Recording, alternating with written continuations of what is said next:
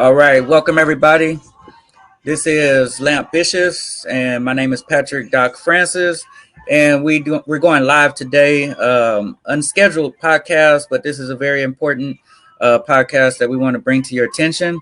So I'm going to bring into the room, and we're going to introduce everybody. So my co-founder, Mr. Lloyd Lindley, What's how's it going going on, there? man? I'm doing fine. I'm grateful to be here and excited about the conversation we're about to have today. All right, awesome. So I'm going to introduce a couple of folks. These are two people that are very involved with the community and up to date on current events. So the first person I'm going to introduce is Shalonda Shazi Turner. Let me make sure I take your microphones off mute as well. So Shalonda is a chemical engineer and she has a Bachelor of Science degree from Bucknell University. When she's not working as a project engineer, she has a blog. It's called Shazi's World, and it's shazisworld.com is how you can find her. And she'll go over that with you a little bit later. So her name is Shalonda. That's what I call her, but also known as Shazi. She is a liberal, and she's a Democrat. Spends her time promoting social justice and reform, right? Is that correct? Yep, social justice reform. Yeah. All right. And so on the other side of the spectrum, we have Mr. Spencer Barthus. Mr. Spencer Barthus is a conservative. He's a conservative Christian. He is from Houston, Texas. Hold on, I just lost it right here. Hold on 1 second. He's from Houston, Texas. Graduated from Texas A&M University. He spent there you go, alumni. I'm A&M. Right. Oh, awesome. There you go. Yeah, so he spent the last 15 years as a physical education teacher and recently transitioned into working as an instructional technology coach at a Title I public school in the Houston area. And in his spare time, he spends time with his lovely wife and 4 kids, exercising. That's something that we do here at LAMP and Shazi. And exercising, and he's seeking the truth. So with that being said, we want to jump into it as far as the truth, and there's different perspectives and different points of views that we want to talk about. So I want to start out with Shalonda, Miss Shazi. The first question I want to ask you is about BLM, Black Lives Matter, the movement. I want you to give me your perspective on that. As far as BLM the movement started approximately 6 years ago.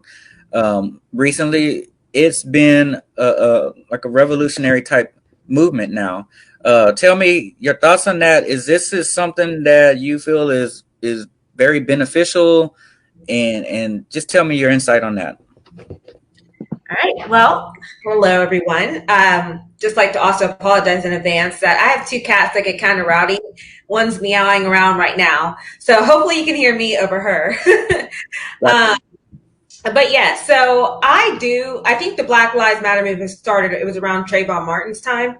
And I know that was one of the biggest murders for me that triggered me into action and just like pure anger and being mad about everything that's going on in the world. So I actually think it's a good thing. It took a while for some people to understand what was really trying to be told with the Black Lives Matter.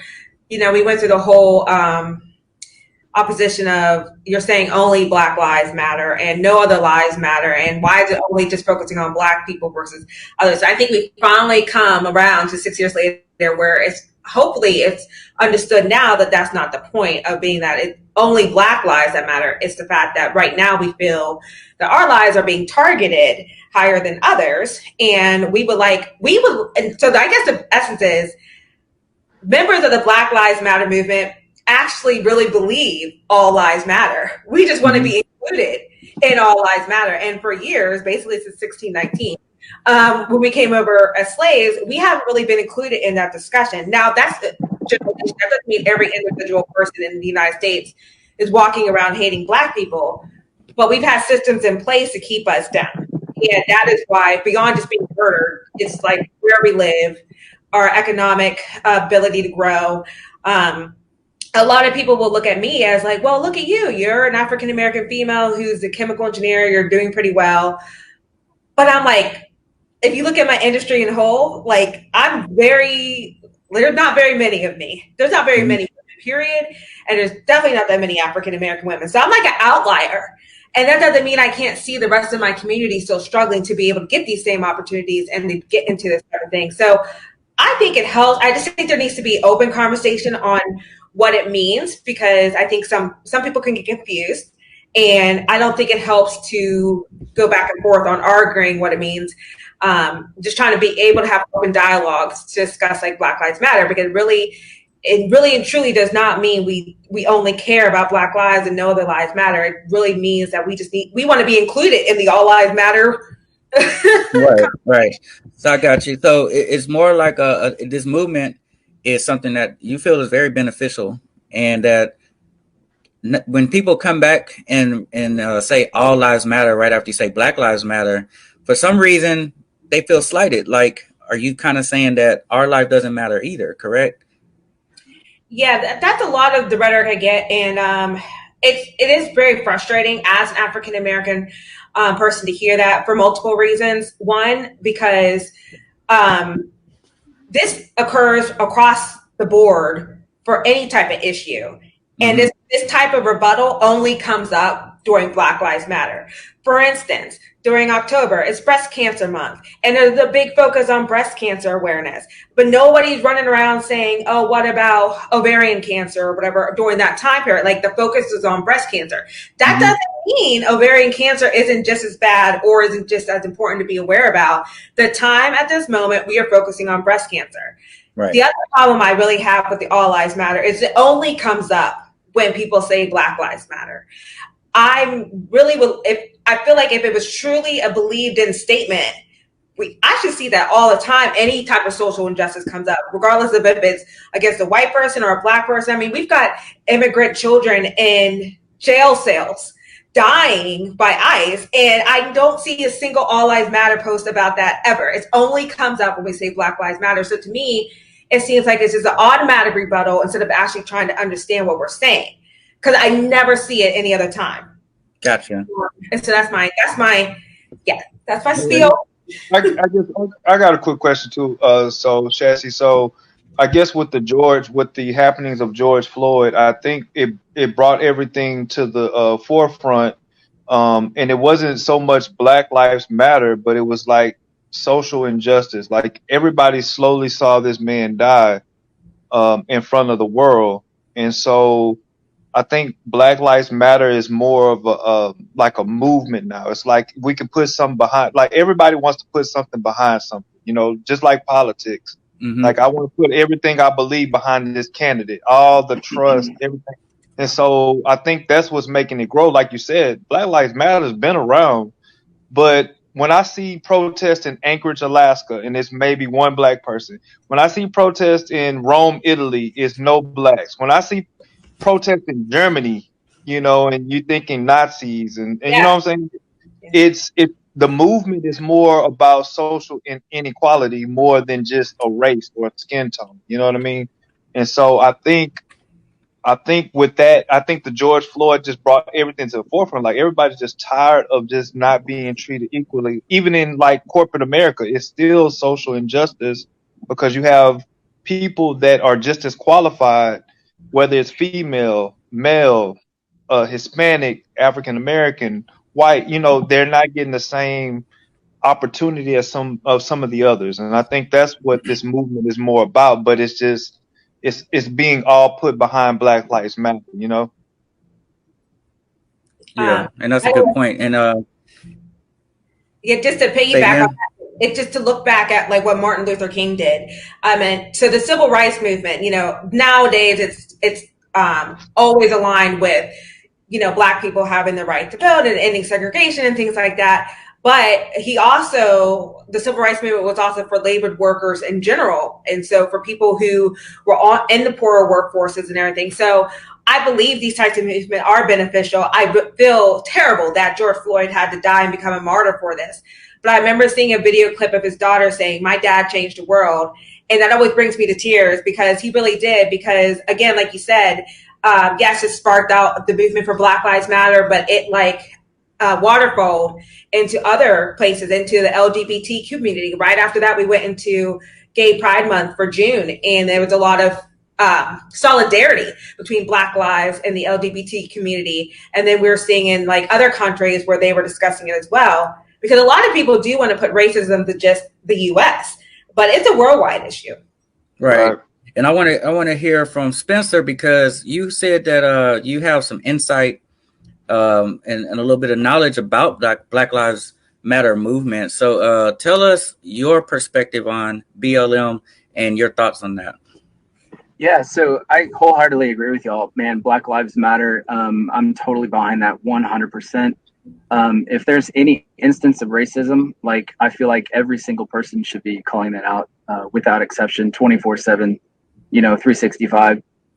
What Chip was saying though is, there is a movement that's going on, right? But I feel like the movement is separate from the organization. Like if you dig into the Black Lives Matter organization, there's all kinds of corruption going on, and I feel like the movement has been hijacked from really benefiting Black Americans. So let me just give you a few examples. One is the leaders. They call themselves trained Marxists, and I think it's like 3 women, I want to say, but I've seen pictures with them with Nicolas Maduro, who is the Venezuelan president. And as you know, I'm not sure if you know or not, but their country is in horrible shape, where people are like having to kill like cattle to eat, and they're living off of the street and things like that, which is just a result of socialist type government. Mm-hmm. But Black Lives Matter, the organization, is also funded by George Soros. Now, if you're not familiar with George Soros, he basically pretended to be a Christian during the Jewish Holocaust. When he was really a Jew, and he actually joined with the Nazis in putting to death a lot of the Jewish people. And so George Soros, this isn't just the only organization that he funds, but he funds a lot of organizations like Black Lives Matter that kind of help to bring down countries in a lot of ways. For example, he also funds Antifa, which is a mostly radical white left communist organization. And what you'll see them do, just like we saw on TV, is that they'll get funds, they'll get called into a city, a lot of them not even being from the city or living in the city. They'll go there to riot and destroy the businesses, including a lot of Black businesses. And then I even saw a video of a Black Lives Matter, a woman that was a part of Black Lives Matter. She saw a member of Antifa spray painting BLM on a building, and she's like, they're not a part of us. We don't accept that. Like, we don't want them doing that. And so it just goes to show you that there's an agenda behind this organization that does not benefit the Black community, in my opinion. So is that what I've seen?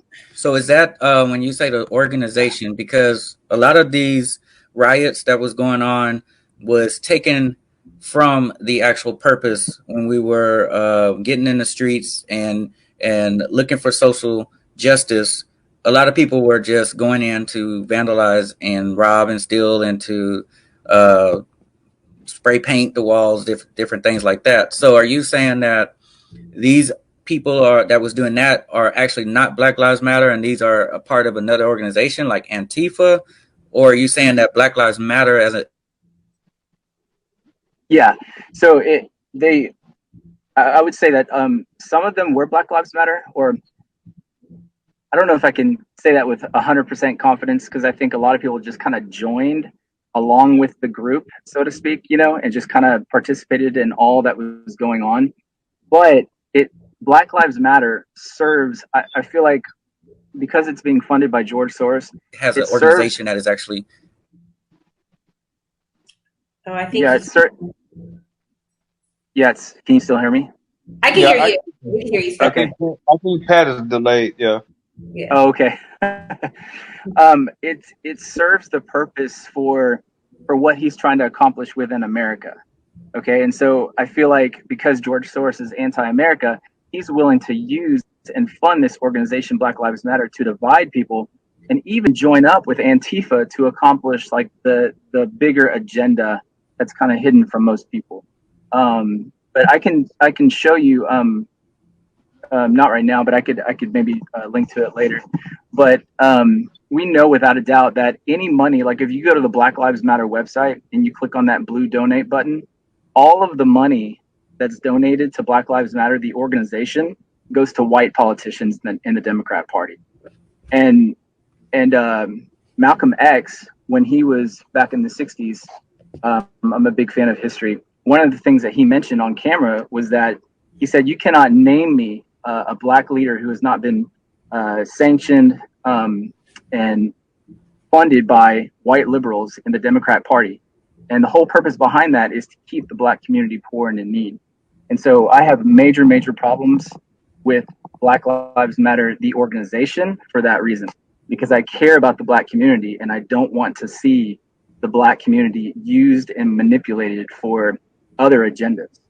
So that's what I would say. So would you say, Spencer, just listening to, would you say that just it's Black Lives Matter is basically like any other lobbyist group for the highest bidder?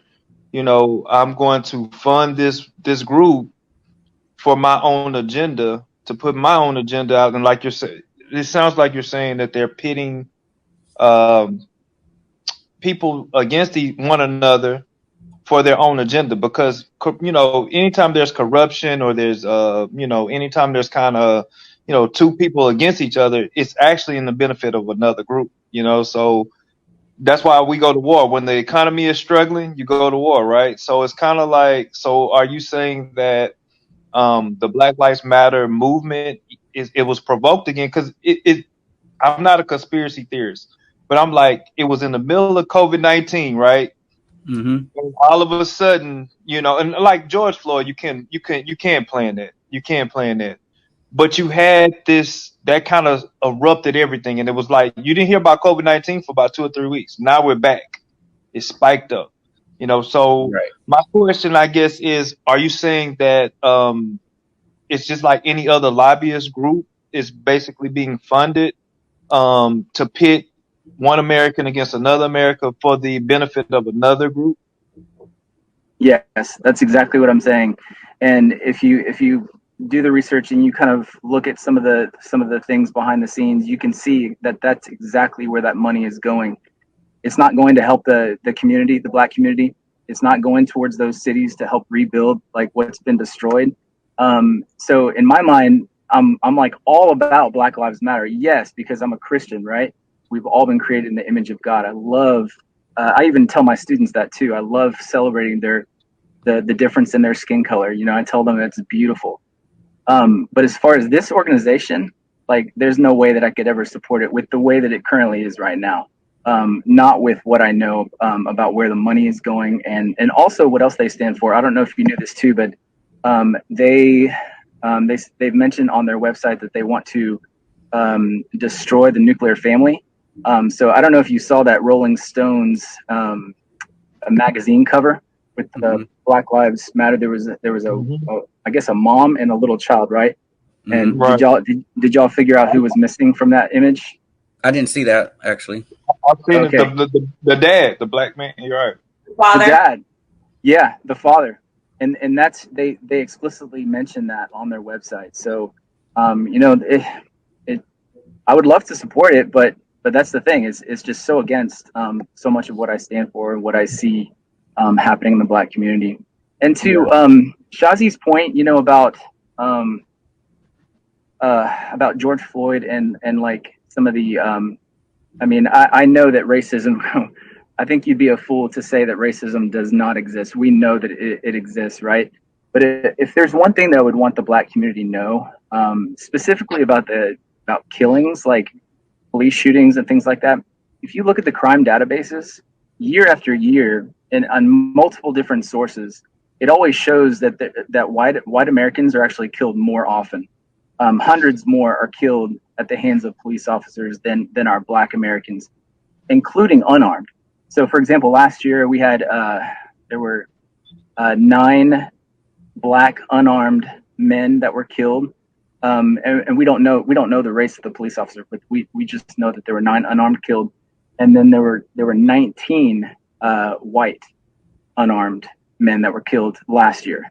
And then there's hundreds more that are that are killed while being armed, and this happens year after year after year. And so, but because of the media bias, and we'll get into that in the next question, I know, but because of that, because the media is not really telling the full picture, people have this idea, because they focus only on a killing of a white police officer with a black victim. They focus only on that, and so the picture is, whoa, this must be happening everywhere, and this is like rampant. This is unacceptable. Which in my mind I'm thinking, yeah, of course it's unacceptable, but most people don't know like those types of facts, So yes, I mean, I get so disheartened when I see that stuff. I lament all of those things happening, Right. But I also know that for every black man or woman that's killed unjustly, there's also a white person as well. And Spencer, I want to get to Shazi on this because, like you said, media bias. And Donald Trump recently said, when asked that question, do you feel like Black Lives Matter? And his response was, white people get murdered by the police just as much or more. And then ever since Donald Trump's been in office or started running for office, all I've heard was fake news. This is fake news. So Shazi, give us your point of view on that as far as media bias and when you say, hey, Black Lives Matter, and the response by the president of the United States is, well, hey, more white people get murdered or killed by the police than black people. So can you expound on that? My first response is, it's really not a competition.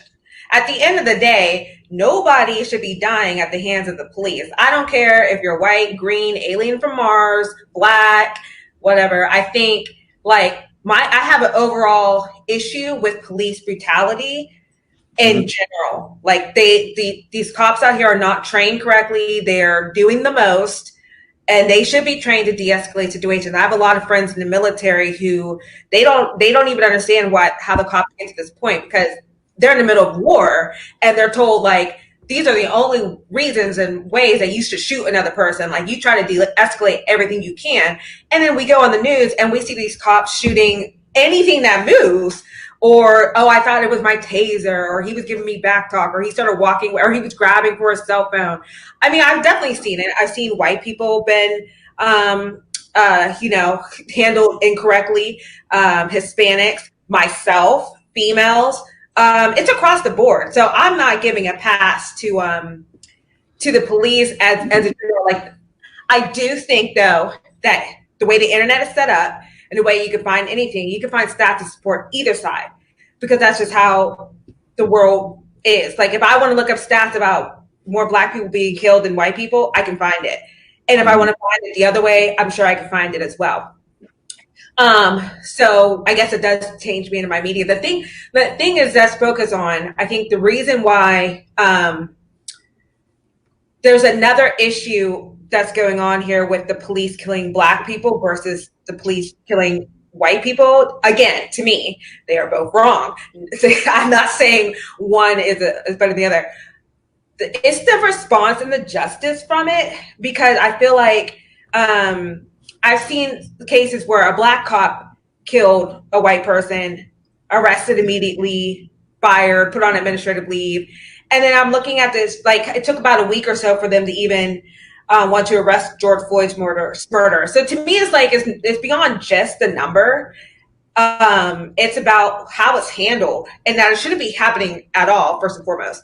And then two, how do we move forward from here? We're just going to keep giving people passes and like, oh, okay. Like, the George Floyd cop had like 17 something previous charges, and he was still allowed to be a police officer. At that point, you think like at some point, like when I'm at my job, you get like 2 warnings and then you're fired. And that's not even for like trying to kill people. And Shazi and Spencer, I have a question for both of y'all. Breonna Taylor, in her situation, do you feel like if she was of a different color, a Caucasian female, same thing happened to her, police accidentally bust into the house and kill her, Do you think those cops would have been arrested already? Absolutely. I do. I really, really do. And I know that situation is a little bit different from the rest. But first of all, I'm trying to understand why cops in general trust people how to start shooting, regardless of what race lived there. Like, just whatever, just went in and decided to shoot somebody in bed 8 times. Like, I don't. But I honestly believe that if she had been white, it would have been a faster response. Like, we're still waiting for some people to be arrested. You feel the same way, Spencer?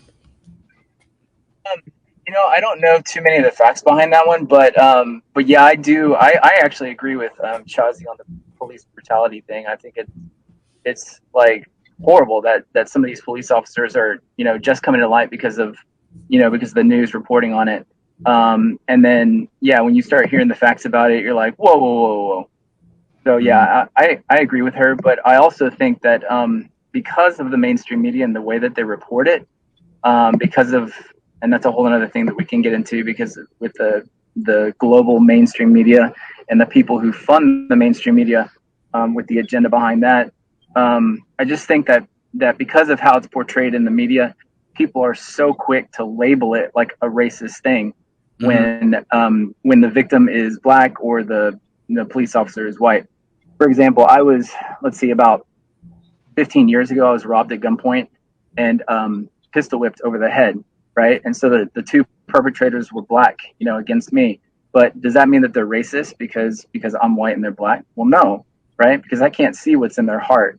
And there was nothing that they said to me that would make me think that they were racist, Right. And so I think the quickness that people are willing to go to, it's almost like the media wants to portray it in that way, so that the conclusion that you come to is, oh, this was racist. Well, and then on top of that, it's like, due to the history of the United States, it's already kind of thought of because it's happened before. So it's easy for the media to even say, hey, let's assume this is racist or some type of backstory to it. So, and a lot of it has to do with just the history of America. And I want to get to a comment by Roycelyn Williams, one of the listeners. She says, I don't think it's just killings people want justice for. It's the system that puts people in jail and charged with far harsher crimes. On top of that, people of color being treated equally is also huge. So that's one of the listeners. Thanks for joining us, Miss Williams. So I want to. I would say that I completely agree with her too. With Roycelyn. I think if we're gonna have justice, like you have to be able to be just. And if you're showing that kind of a bias where certain people of color are being treated a different way or receiving harsher consequences for something that someone else is doing the same way. But again, I think the thing that's not talked about is that yes, there actually are white people who are experiencing some of those same injustices. That are being accused of things that they didn't do and stuff like that. But I think and so in that sense, I would just say that. But yeah, I completely agree. And I think it's probably happening more to the black community than it is to white individuals. But to say that it's not is just not true. I mean, it still happens. I don't think any. Also, all I was going to say is because, again, I agree with you, Spencer, because I believe the media. I don't know if y'all remember the star swimmer for Stanford. Not to get off topic. Yeah, he was a white guy, and he got caught red-handed raping someone. Yeah. Then it was the high school football player that was allegedly, sexually assaulting a girl. That it wasn't him, and he was going to be put up for 20 years. Whereas, because the star swimmer, it was the first time, he never did anything wrong. Same thing. He got off on probation. I don't want to quote wrong, but I believe it was a couple of months, right? He got off. And I think that's what the media portrays. And so that's what the frustration when we say social inequality is not just, it's not black or white, or it's just, okay, well, this one kid, a promising high school football player, allegedly, and then you have somebody that got caught red-handed. The police got caught doing it, sexually assaulting a woman on campus, and he got out because he's never done anything before. Well, they both never did anything before. So why should this high school kid have to be put up until it came back where he didn't do it. He wasn't even the one that he was alleged. And that's the systematic things that the BLM movement is trying to change for the better. And since we're up against time, I got one more question, Shazi and Spencer. But as far as the current situation right now with COVID-19, open up schools. Do you think it's time to open the schools back up, or do you think we need to hold off for a certain period of time until we get this under control? Let's for Shazi. Here first, but I do want to reply to Spencer real quick on that because the other topic. I don't think anything should ever just be solely focused on one group. I think social justice reform will help everybody across the board, but it does seem to be way leaning towards more Black people having injustices in that system. But to move to the COVID-19, I mean, this is the whole thing I could talk about for like 2 hours, but I won't. The schools opening back up to me is just about as dumb as an idea, as reopening too early like we did and why we're at with these extra cases. I don't even know why they're making decisions on schools at this time. It's July. I mean, guess maybe some schools start in August or something. They start in August, late August, but I think they're moving it back to September now. Okay, because in Pennsylvania, we start after Labor. So I just think it's silly we don't have control over this virus. It has shown it over and over again across the country, across the world. Even countries that thought they had under control are spiking back up again. We don't have control over it. So why would you want to risk the lives of children and their teachers because maybe the parents don't want to have the kids at the house or something? I just doesn't, in my mind, human lives should always come first over anything else. And I don't understand the need to risk the lives of children and teachers. Gotcha. And Spencer, you're in education, and I'm not sure if you heard today, but Ben Carson came out and said that if we do another shutdown, we will completely destroy the financial infrastructure. So what are your thoughts on the issues right now with going back and forth, opening up the schools? Yeah, I hadn't heard that from Dr. Ben Carson, but yeah, that's interesting. So my feeling is that the safety of teachers and students should always be put first, right? But at the same time, if you talk to like pediatricists, how do you say it? Oh my gosh, I'm totally blowing that. But anyways, yeah, they said something like 5 out of 5 say that they should go back to school.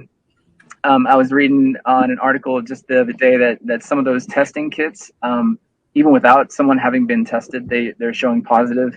And then I read something from the CDC website, and I'll just share it with you real quick. It says, okay, so what do your results mean? If you test positive, it says a positive test result shows that you might have antibodies from an infection with the virus that causes COVID-19. However, there is a chance a positive result means that you have antibodies from an infection with a virus from the same family of viruses called coronaviruses, such as the one that causes the common cold. So I'm like, oh my gosh, it's like, okay, so no wonder so many people are getting like a positive test. You know, that doesn't necessarily mean that they don't have it, but man, if that's the case, then how many people have been tested as showing positive when they really don't have it, you know? And so, but what I try to look at is the death rate, and the death rate within the state of Texas. So we have 29 million, about 800,000 people here in Texas. Okay, out of that population, a little over 3,000 have died, which is like a 0.00016, something like that, mortality rate. So that means that 99 or 98 point something % of people, survive it, which is way better than the flu and other infectious diseases. So, yeah, I guess. So you're for opening up the schools then? I am, but I'm not. I would say because I'm a conservative, leaning like libertarian, I guess. I wouldn't like necessarily force it on the parents, and that's the decision that our district has decided as well. That we're not going to force parents to send their children to school if they feel like it's unsafe. And so, but yeah, I do want the best for what's kids, but also realize that all that time at home is really not good for kids. And, coming from a Title I school, our majority population is about 65% Hispanic, about 30-something% Black. Mm-hmm. There's a lot of our kids that depend on those meals. Like we provide free and reduced meals for both breakfast and lunch. And so, I can't say for sure that some of our students are getting those meals at home, and we know that some of them aren't. So that's a real concern for us as well, Gotcha. Yeah. So, okay, you want to reply? Or? No, go ahead, Miss Shazi. Okay. So, I mean, you do bring up valid points. I also heard from somebody else, a dentist actually. She's like, it's probably not good that our kids are staying inside because their immunity to everything else is probably going down, because like kids build immunity by being out in the world, playing in the mud, getting a little dirty, getting around all the germs. And that's what my sister used to be a daycare worker. She was always sick because the kids just cycle colds and stuff and everything. So I understand it from like this isn't the norm for kids, but this is also just not the norm in general for anybody. Like we're still learning about this virus. And I hear a lot of people talk about these numbers, but I'm to the point of like, one death from this is like too much. And I understand people die from the flu as well and other colds like pneumonia and other viruses and issues, bronchitis and pneumonia and things like that. But to me, it's unacceptable to say like a small number of people dying is okay enough, because there might not be much we can do about it, but it should never be, okay, we're willing to risk this many people's lives to, or with what our plan is. I understand the stress on the economy and I understand the stress on the students and education and everything. But to me, I just don't ever see anything above human life. And yes, I agree. These tests are all over the place. I had a friend who got tested negative, 2 days later had a fever, tested positive, full-blown COVID. He made it, of course, and it does seem that a lot more people are surviving it now versus like in the beginning, it just seems like everyone was dying. Like it's like that. So that is an improvement, but I just don't think it's worth the risk because you just don't know who's going to make it and who isn't. So it's one thing to say, yeah, maybe 3,000 people died per the number of people here in Texas, but what if it was your mom or your kid or your brother or your sister? Then it's really close. Like that 3,000 doesn't matter anymore. It's one person in my family that was risked, So mm-hmm. I think it's important. Like we have to find some way to move forward and be kind of normal and still function as a society. But when there's clear things like putting people in small classrooms where they're showing that ventilation is helping spread the virus and things like that, that just seems silly to me. Like, why would that be the solution, I guess? Right. So unless you have any final thoughts, Lloyd, we're going to wrap it up. And I really do appreciate y'all. You have something, Lloyd? My final thoughts, I just agree with the last question with both Spencer and Shazzy. Spencer's point, I believe the option should be hybrid, because I'm going back to grad school myself. Mm-hmm. They give you the hybrid option where, some of it's online if you want to go to class, because there's nothing like social interaction with especially kids. The younger you are, it's nothing like it. And I feel bad. Like my child, I have a teenage son that's going to high school, 9th grade. He's missing out. That first day of going to high school where you're just afraid, you're scared, we all have it, right? He's not going to experience it right away, but he's in HISD, so he's going to, eventually have it. But I agree with Shazzy. Nothing should becomes before human life. Nothing should come, like we shouldn't sacrifice. I don't care if it's one person that dies, just to be like, okay, well, that's the greater good. We have to sacrifice one. So that's my last thing. I mean, I love the conversation tonight. This was great, everybody. So enjoy everybody here. I agree. It was awesome. Any final words, Spencer? No, I think I'm good. Thank you for having me on. Yeah, I appreciate you coming on. Anything you want to say, Shazi? Anybody want to follow you anywhere? How do they see what you're doing on Instagram? Yeah, so you can follow me as Shazi's World, so SHASIE World. That's the name of my blog. That's on Instagram and Facebook and Twitter. Okay. And I think thank you to Spencer, because I've grown a lot in my years of being very open to hearing other people's opinions and their thoughts on it. And I do think it's more beneficial to have these types of conversations than like the arguing and the screaming matches, and just kind of like be open to listening. And if our government did that more often, we'd be a lot better off. Right. That's right. Oh my gosh, you're so right. And my final Right. thought is that that's the whole reason we want everybody to come together, is because some people get so upset they don't even get to hear everything you have to say.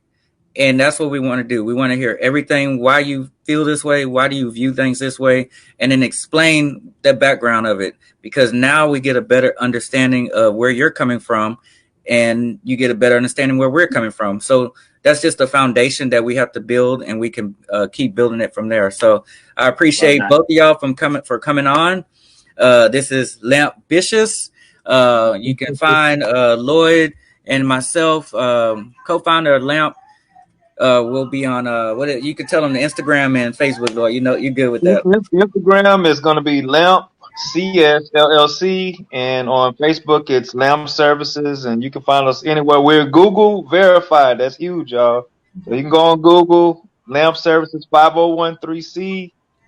We trying to make an impact in the community. So thank everybody. Thank you. And then this podcast will also be on LAMPBITIOUS, and that's on Instagram at LAMPBITIOUS. So thank you, everybody, and we are signing off.